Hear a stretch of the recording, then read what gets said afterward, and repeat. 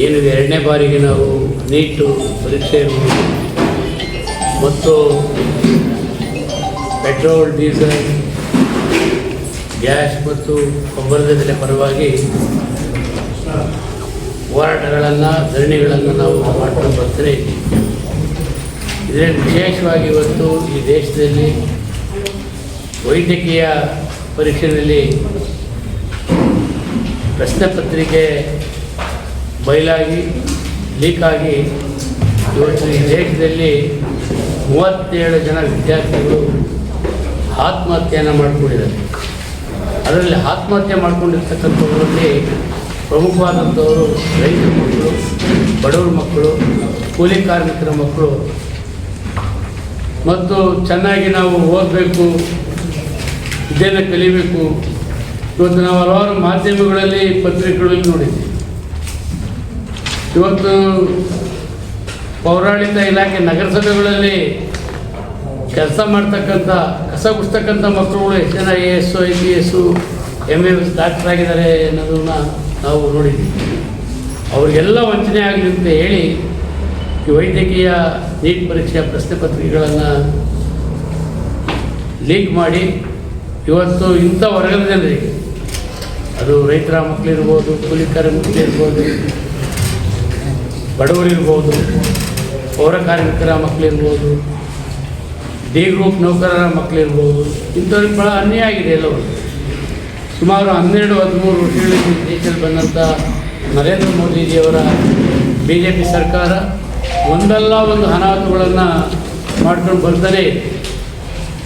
ಅದೆಲ್ಲ ಒಂದು ದುಡ್ಡಿರುವವರಿಗೆ, ಉಳ್ಳವರಿಗೆ ಇವತ್ತು ಅದನ್ನು ಅನುಕೂಲವನ್ನು ಇವತ್ತು ಮಾಡಿಕೊಡ್ತಾ ಇದೆ. ಸಾಹುಕಾರಗಳಿಗೆ, ಇಲ್ಲ ರಾಜಕೀಯ ಸಂಬಂಧಪಟ್ಟಂಥ ಮಕ್ಕಳಿಗೆ, ಅವ್ರಿಗೇನು ದಾಹ, ದುಡ್ಡು ಮಾಡ್ಬೇಕನ್ನೋದು ದಾಹ. ಅವನೊಂದು ಪ್ರಶ್ನೆ ಪತ್ರಿಕೆಗಳನ್ನು ಲಕ್ಷಕ್ಕೆ ಮಾರ್ಕೊಂಡಿದ್ದಾರೆ ಇವರು. ಅವರೆಲ್ಲ ಸಿಗೆ ಬಿದ್ದಿದ್ದಾರೆ. ಯಾರಾದ್ರೂ ಮಕ್ಕಳುಗಳು, ಯಾವ ಪಕ್ಷದವರು ಏನು ಇವತ್ತು ಎಲ್ಲ ನಮ್ಮ ಪೊಲೀಸ್ ಇಲಾಖೆ, CBI ಎಲ್ಲ ತನಿಖೆನ ಇವತ್ತು ಮಾಡ್ತಾರೆ. ಆದರೂ ಸಹ ಇವತ್ತು 37 ಜನ ಪ್ರಾಣವನ್ನು ಕೊಡೋಕ್ಕಾಗ್ತದೆ. ಇಡೀ ದೇಶದಲ್ಲೇ ಇಂಥ ಅವ್ಯವಸ್ಥಿತ ಪ್ರಶ್ನೆ ಪತ್ರಿಕೆ ಸೋರಿಕೆ ಯಾವತ್ತೂ ಸಹ ಆಗಿಲ್ಲ. SLCಗಳಲ್ಲಿ ಸಣ್ಣ ಪುಟ್ಟ ಆಗ್ತಾಯಿದ್ರು, ನಾವು ನೋಡಿದ್ದೀವಿ, ಅವಾಗ ನೋಡಿದ್ದೀವಿ. ಅದು ಸಹ ಇವತ್ತು ನಮ್ಮ ಕರ್ನಾಟಕದಲ್ಲಿ SLC ಪ್ರಶ್ನೆ ಪತ್ರಿಕೆಗಳಿಗೆ ಬಹಳ ಅಚ್ಚುಕಟ್ಟಾಗಿ ಮೊನ್ನೆ ಎಕ್ಸಾಮ್ಗಳನ್ನು ಮಾಡಿರೋದು, ಎಲ್ಲ CC ಕ್ಯಾಮ್ರಾಗಳನ್ನು ಎಲ್ಲ ಕೇಂದ್ರಗಳಲ್ಲೂ ಸಹ ಫಿಟ್ ಮಾಡಿ ನಾವು ಮಾಡಿರೋದು. ಏನಾಗಿದೆ ಇವರಿಗೆ? ಇವ್ರು ಬರುವಾಗ ಏನು ಹೇಳಿದ್ವಿ? ದೇಶಕ್ಕೆ ಹಚ್ಚದಿನ ಮಾಡ್ತೀವಿ, ಅಭಿವೃದ್ಧಿ ಮಾಡ್ತೀವಿ, ಆರೋಗ್ಯ, ಶಿಕ್ಷಣ, ಮೂಲಭೂತ ಸೌಕರ್ಯ ಕೊಡ್ತೀವಿ. ಎಲ್ಲಿ ಕೊಟ್ಟಿದ್ದಾರೆ ಹೋಗಿ? ಇದೇನಾದರೂ ಇವತ್ತು ಕೇಂದ್ರ ಸರ್ಕಾರ ಎಚ್ಚೆತ್ತುಕೊಳ್ಬೇಕು ಅಂತ ನಾನು ತಮ್ಮದೇ ಮಾಧ್ಯಮದಲ್ಲಿ ಕೈಗೊಂಡು ಪ್ರಾರ್ಥನೆ ಮಾಡ್ಕೊಳ್ತೀವಿ. ನೀವು ಅದನ್ನು ಖಂಡಿಸ್ಬೇಕಾಗ್ತದೆ.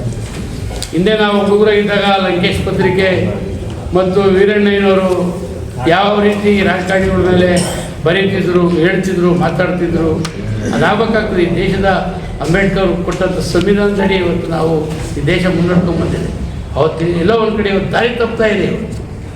ಇವತ್ತು ಬೇರೆ ದೇಶಗಳ ಇರಾಕ್ ಯುದ್ಧದ ಪ್ರಯುಕ್ತ ಡೀಸೆಲ್ ಪೆಟ್ರೋಲ್ ಬೆಲೆ ಜಾಸ್ತಿ ಮಾಡೋದು, ಗ್ಯಾಸ್ ಬೆಲೆ ಜಾಸ್ತಿ ಮಾಡೋದು, ಕ್ರೂಡ್ ಆಯಿಲ್ 120 ರೂಪಾಯಿಗೆ ಹೋಗಿತ್ತು, ಮಾಡಲಿ ಒಪ್ಕೊಳ್ಳೋದು.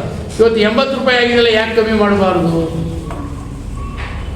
ಎಲ್ಲ ಆಹಾರ ಪದಾರ್ಥಗಳ ಬೆಲೆನೂ ಜಾಸ್ತಿ ಆಗಿದೆ. ರೈತರು ಜೀವನ ಅನ್ನೋದು ಶೋಷಣೆ ಆಗೋಗ್ಬಿಟ್ಟಿದೆ. ಅವ್ರದ್ದು 0 ಆಗ್ಬಿಟ್ಟಿದೆ. ಅವರು 1800, 900, 1000 ಸಿಗ್ತಂಥ ಗೊಬ್ಬರ ಇವತ್ತು 2000, 2500, 2500. ಅದಕ್ಕೆ ಇಂತಿಷ್ಟಂತೆ ಲಿಮಿಟ್ ಮಾಡಿದ್ದಾರೆ. ಬೇರೆ ಗೊಬ್ಬರವನ್ನು ತೊಗೊಂಡ್ರೆ ನಾವು ಗೊಬ್ಬರ ಕೊಡೋದು ಅಂತ ಮಾಡಿದ್ವಿ. ಆ ಸಬ್ಸಿಡಿ ಯಾರು ಗೊತ್ತದೋ ಗೊತ್ತಿಲ್ಲ. 1,500 ರೂಪಾಯಿ ಸಬ್ಸಿಡಿ ಇವತ್ತು ಯಾವ ರೈತರಿಗೂ ಸಿಗ್ತಾ ಇಲ್ಲ ಇವತ್ತು. ಹಾಗೆ ಜನವಿರೋಧಿ ಸರ್ಕಾರ ಈ ದೇಶದಲ್ಲಿದೆ. ಅದರಿಂದ ಇದನ್ನು ಮಾಧ್ಯಮದ ಮುಖಾಂತರ ಸಹ ತಪ್ಪಿದ್ರೆ ತಪ್ಪು ಬರೀರಿ, ನಿಜ ಇದ್ರೆ ನಿಜ ಬರೀರಿ, ಅದರಲ್ಲಿ ಏನಿದೆ? ಇದನ್ನು ನಿಮ್ಮಲ್ಲಿ ನಾನು ಪ್ರಾರ್ಥನೆ ಮಾಡ್ಕೊಳ್ತೀನಿ. ಇವತ್ತು ನಮ್ಮ ತಾಲೂಕಲ್ಲೂ ಸಹ ಏನಾಯಿತು ಅನ್ನೋದು ಗೊತ್ತಿದೆ. ನಾವು ದೊಡ್ಡಬಳ್ಳಾಪುರ ಮಾಡ್ತಿದ್ದ ಜನರು ಹಾಕಿದ್ರು ಓಟು. ಇಲ್ಲ ಒಂದು ಕಡೆ ಏನಾಗಿದೆ ಇವತ್ತು? ಅದೇ ತಾಲೂಕಿನ ಜನತೆ, ಮಹಾಜನತೆ ಮತ್ತು ತಮ್ಮಗಳ ಸಹಕಾರದಿಂದ 2 ಬಾರಿ ಅವಕಾಶ ಕೊಟ್ಟಾಗ ಎಷ್ಟೋ ಅಭಿವೃದ್ಧಿ ಕಾರ್ಯಕ್ರಮಗಳು, ಶಿಕ್ಷಣ ಇರ್ಬೋದು, ಆರೋಗ್ಯ ಇರ್ಬೋದು, ಮೂಲಭೂತ ಸೌಕರ್ಯಗಳಿರ್ಬೋದು. ಇವತ್ತು ಜಮೀನು ಬೆಲೆಗಳು ಎಲ್ಲಿ ಹೋಗಿದೆ? ಎಲ್ಲಿ ಹೋಗಿ? ಇವತ್ತು ಕೈಗಾರಿಕೆಗಳು, ಇವತ್ತು ಜಿಲ್ಲಾ ಆಸ್ಪತ್ರೆಗಳು, ESI ಹಾಸ್ಪಿಟ್ಲುಗಳು, ಇವತ್ತು ESI ಹಾಸ್ಪಿಟ್ಲ್ನ ಕೇಳಿ ನೀವು. ಅಷ್ಟು ಆತುರವಾಗಿ ಉದ್ಘಾಟನೆ ಮಾಡೋಂಥದ್ದು ಏನಿತ್ತು?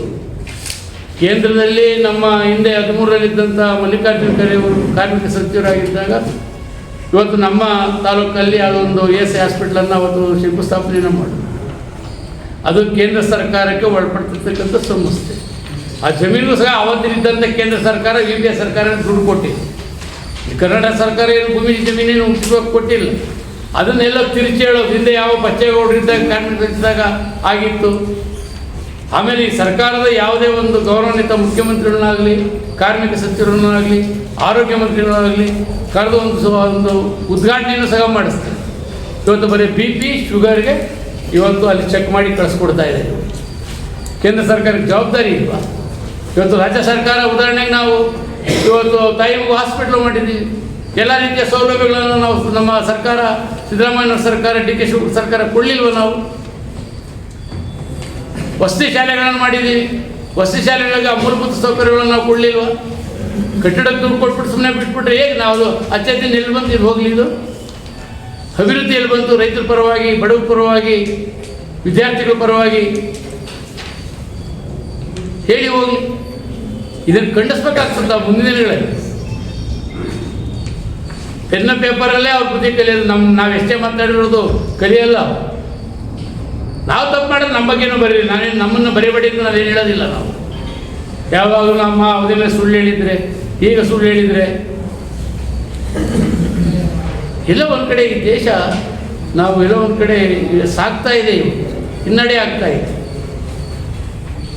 ಅದರಿಂದ ವಿಶೇಷವಾಗಿ ಆ 37 ಜನ ವೈದ್ಯಕೀಯ ವಿದ್ಯಾರ್ಥಿಗಳು ಸತ್ಯದ ಬಹಳ ನಮಗೆ ದುಃಖ ಆಗ್ತಾ ಇದೆ. ವಿಶೇಷವಾಗಿ ಆ ಕುಟುಂಬಕ್ಕೆ ಆ ಭಗವಂತ ಶಕ್ತಿಯನ್ನು ಬರೆಸಲಿ, ಅವರಿಗೆ ಚಿರಸೆನ್ಸ್ ಸಿಕ್ಕಲಿ. ಮುಂದಿನ ದಿನಗಳಲ್ಲಿ ಹೋರಾಟ ಮಾಡಿ ಏನು ಇರ್ತಕ್ಕಂಥ BJP ಸರ್ಕಾರದಲ್ಲಿರ್ತಕ್ಕಂಥ ಶಿಕ್ಷಣ ಸಚಿವರಾದಂಥ ಧರ್ಮೇಂದ್ರ ಪ್ರಧಾನ್ ಅವರು ಕೂಡಲೇ ರಾಜೀನಾಮೆ ಕೊಡಿಸಿದರೆ ಇದು ಸಾರ್ಥಕ ಆಗ್ತದೆ. ಹಿಂದೆ ಈ ರಾಜ್ಯವನ್ನು ಆಳಿದಂಥ ಹಲವಾರು ರಾಜ್ಯ ನಾಯಕರುಗಳು, ಈಗ ಕೆಂಗಲ್ ಹನುಮಂತಯ್ಯನವರು ವಿಧಾನಸೌಧ 4,000 ಕೋಟಿ ಕಟ್ಟಿದ್ದದಲ್ಲ ಹೊತ್ತು. ಇದರಲ್ಲಿ ಲಂಚ ಹೊಡೆದಿಲ್ಲ ಅಂದಾಗ ಅವರು ಇಮಿಡಿಯೇಟ್ ರಾಜೀನಾಮೆ ಕೊಟ್ಟರು. ರಾಜೀನಾಮೆ ಕೊಟ್ಟು ಹೊರಗಡೆ ಬಂದರು. ಬಂಗಾರಪ್ಪನವರು ಯಾವುದೋ ಹಗರಣದಲ್ಲಿ ರಾಜೀನಾಮೆ ಕೊಟ್ಟರು, ಕ್ಲಾಸಿಕ್ ಕಂಪ್ಯೂಟರಲ್ಲಿ. ಇಲ್ಲಿ ಆಡಿದ್ದೆ ಆಟ ಉಳಿದೆ ಲೆಕ್ಕೇನ? ಇದು ದೇಶದ ಬಡವರ ಟ್ಯಾಕ್ಸ್ ದುಡ್ಡಿದು ಹೆಚ್ಚೆ ಮಾಡಿ ನೀವು ಯಾವ್ದು ಅತ್ಯಾಚಾರ ಮಾಡಿದ್ದಾರೆ ಹೇಳಿ ಹೋಗಲಿ. ಆ ಬೇರೆ ರಾಜ್ಯಗಳಲ್ಲಿ ಕಟ್ಟಿದಂಥ ಬ್ರಿಡ್ಜ್ಗಳು ಎಲ್ಲೆಲ್ಲಿ ಬೇಕೋ ಅಲ್ಲೆಲ್ಲ ಬಿದ್ದೋಗ್ತವೆ.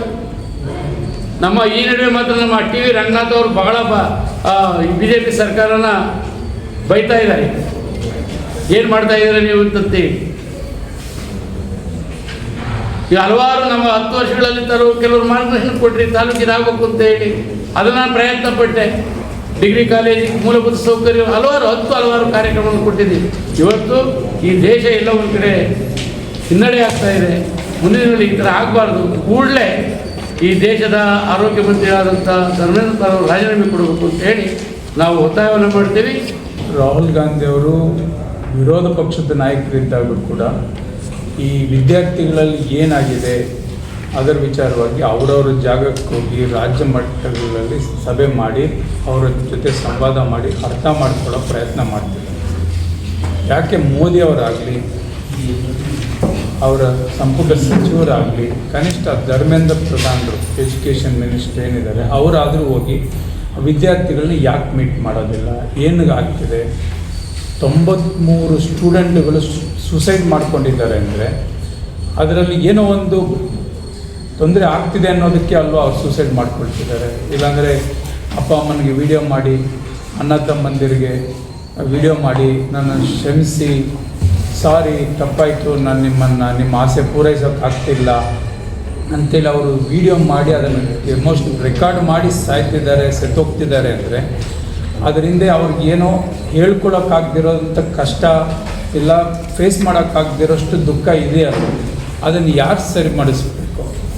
ಸರ್ಕಾರದಿಂದ ನೀಟ್ ಪೇಪರಿಂದ, ನೀಟ್ ಎಕ್ಸಾಮ್ನಿಂದ ಈ ಥರ ಆಗ್ತಿದೆ ಅಂದಾಗ ಅದು ಹೊಣೆ ಯಾರ ಮೇಲೆ? ಆವಾಗಲೇ ನಮ್ಮ ನಾಯಕರು ಹೇಳಿದ್ರು, ಮಾಧ್ಯಮದವರು ದಯಮಾಡಿ ಬೇರೆದೆಲ್ಲ ಇವತ್ತಿಲ್ಲ ನಾಳೆ ಇನ್ನೊಂದು ಸರಿಪಡಿಸ್ಕೊಳ್ಬೋದು, ಸರಿ ಹೋಗುತ್ತೆ. ಬಟ್ ಈ ವಿದ್ಯಾರ್ಥಿಗಳ ಜೀವನ ಈ ರೀತಿ ಹಾಳಾಗೋದನ್ನು ಬಂದು ನಾವು ಸರಿಪಡಿಸಲಿಲ್ಲ ಅಂದರೆ ಮತ್ತೊಂದು ಆಫ್ಘಾನಿಸ್ತಾನ್ ಥರನೋ, ಶ್ರೀಲಂಕಾ ಥರನೋ, ನೇಪಾಳ ಥರನೋ ನಾವೊಂದು 40-50 ವರ್ಷಗಳ ಕಾಲ ನೆಹರೂರವರು, ಪಟೇಲ್ರವರು, ಇಂದಿರಾ ಗಾಂಧಿ ಅವರು, ರಾಜೀವ್ ಗಾಂಧಿ ಅವರು ಕಷ್ಟಪಟ್ಟು ಈ ದೇಶನ ಕಟ್ಟಿದ್ದು ಯಾವ ಉಪಯೋಗಕ್ಕೆ ಇಲ್ದಂಗೆ ಆಗುತ್ತೆ. ಹಾಗಾಗಿ ಇವರು 13 ವರ್ಷಗಳಾಗ್ತಾ ಬಂತು ಮೋದಿಯವರು ಪ್ರೈಮ್ ಮಿನಿಸ್ಟರ್ ಆಗಿ. ಒಂದು ಪ್ರೆಸ್ ಮೀಟ್ ಅಡ್ರೆಸ್ ಮಾಡೋದಿಲ್ಲ. ಅವ್ರು ಅಟ್ಲೀಸ್ಟ್ ಸಂಪುಟ ಸಚಿವರು ಆ ಥರ ಈ ರೀತಿ ಇಶ್ಯೂಗಳು ಬಂದಾಗ ಗೊಬ್ಬರ ಸಿಕ್ಕಲ್ಲ ಅಂತ ಹೇಳ್ಬಿಟ್ಟು ಹೆಚ್ಚು ಕಮ್ಮಿ ಎಲ್ಲರಿಗೂ ಗೊತ್ತಾಗಿದೆ ಇವಾಗ. ಮತ್ತು ಅದ್ರದ್ದೇನು ರೈತರಿಗೇನು ಹಣ ಸಹಾಯ ಸಿಗಬೇಕು ಅದು ಕ್ರೆಡಿಟ್ ಆಗ್ತಾಯಿಲ್ಲ. ಅದ್ರ ಬಗ್ಗೆ ಮಾತಾಡ್ತಿಲ್ಲ. ಅಟ್ಲೀಸ್ಟ್ ಅದು ಓಕೆ, ರೈತರು ದೊಡ್ಡವರು ಬರ್ತಾರೆ ಮಾತಾಡ್ತಾರೆ, ಪ್ರತಿಭಟನೆ. ಈ ಸ್ಟೂಡೆಂಟ್ಗಳ ಪ್ರಾಬ್ಲಮ್ನ ಕೂಡ ಇವರು ಅರ್ಥ ಮಾಡಿಕೊಂಡು ಸರಿಪಡಿಸಲಿಲ್ಲ ಅಂದರೆ ಸ್ಟೂಡೆಂಟ್ಗಳು ಈ ತಾಳ್ಮೆಯಿಂದ ಕಾಯ್ತಿದ್ದಾರೆ. ಒಂದಿಲ್ಲ ಒಂದು ದಿವಸ ಅವ್ರು ಎದ್ದೇಳಿದ್ರೆ, ಪ್ರತಿಭಟಿಸಿದ್ರೆ, ನಮ್ಮ ಅಕ್ಕಪಕ್ಕ ರಾಷ್ಟ್ರಗಳಲ್ಲಿ ನಮಗೆಲ್ಲ ಗೊತ್ತೇ ಇದೆ, ನೇಪಾಳ, ಶ್ರೀಲಂಕಾ, ಬಾಂಗ್ಲಾದೇಶ, ಯಾವ ದೇಶನೂ ಉಳಿದಿಲ್ಲ. ಎಲ್ಲರೂ ಒಂದು ದಿವಸದಲ್ಲಿ, ಒಂದು ವಾರಗಳಲ್ಲಿ ಸರ್ಕಾರನೇ ಬಿಟ್ಟು ಬೇರೆ ದೇಶಗಳಿಗೆ ಓಡೋಗಿದ್ದಾರೆ. ಹಾಗಾಗಿ ಆಡಳಿತದಲ್ಲಿರೋರು ಯಾರಿದ್ರೂ ಸಹ ಮೋದಿಯವರಾಗಲಿ ಇನ್ನೊಬ್ಬರಾಗಲಿ ಈ ದೇಶಕ್ಕೆ ಅನಿವಾರ್ಯ ಅಲ್ಲ. ಈ ಮುಂದಿನ ಪೀಳಿಗೆ ಯುವಕರು, ಸ್ಟೂಡೆಂಟ್ಸು ಅವರ ಅನಿವಾರ್ಯತೆ ಇದೆ. ಅವರನ್ನು ಈ ರೀತಿ ನಾವು ಎದುರಿಸುವಂಥದ್ದು ಎಕ್ಸಾಮ್ಗಳನ್ನ ನಡೆಸಿ ಅವ್ರನ್ನ ಒಂದು ಸೂಸೈಡ್ ಮಾಡೋ ದಿಕ್ಕಿನತ್ತ ತಳ್ತಿರೋದು ಯಾವ ರೀತಿ ಪ್ರಭಾವ ಬೀಳ್ಬೋದು ಅನ್ನೋದು ಅರ್ಥ ಮಾಡಿಕೊಂಡು ಅದನ್ನು ತಡೆಗಟ್ಟೋ ರೀತಿಯಲ್ಲಿ ರಾಹುಲ್ ಗಾಂಧಿ ಅವರು ಮತ್ತು ಪಕ್ಷ ಇದೇ ತಿಂಗಳ ಪೂರ್ತಿ ಪ್ರತಿ ಕಾಲೇಜು ಕ್ಯಾಂಪಸ್ಗಳಲ್ಲಿ, ನಗರಗಳಲ್ಲಿ ಪ್ರತಿಭಟನೆ ನಡೆಸೋದಿದೆ. ಮತ್ತು ಈ ತಿಂಗಳ ನಂತರ ಆಗಸ್ಟ್ 9ನೇ ತಾರೀಕು ಪಾರ್ಲಿಮೆಂಟ್ ಚಲೋ ಕೂಡ ಇದೆ. ಆಗಸ್ಟ್ 1ನೇ ತಾರೀಕು ಪ್ರತಿ ಜಿಲ್ಲಾ ಕಲೆಕ್ಟ್ರೇಟ್ ಮುತ್ತಿಗೆ ಕೂಡ ಇದೆ. ಸೊ ಅದ್ರ ಒಳಗಡೆ ಇವ್ರುಗಳು ರಾಜೀನಾಮೆ ಕೊಟ್ಟು ಮನೆ ಸೇರಿಕೊಂಡ್ರೆ ಸರಿ, ಇಲ್ಲಾಂದರೆ ಇದನ್ನು ಉಗ್ರವಾಗಿ ಎದುರಿಸಬೇಕಾಗುತ್ತೆ.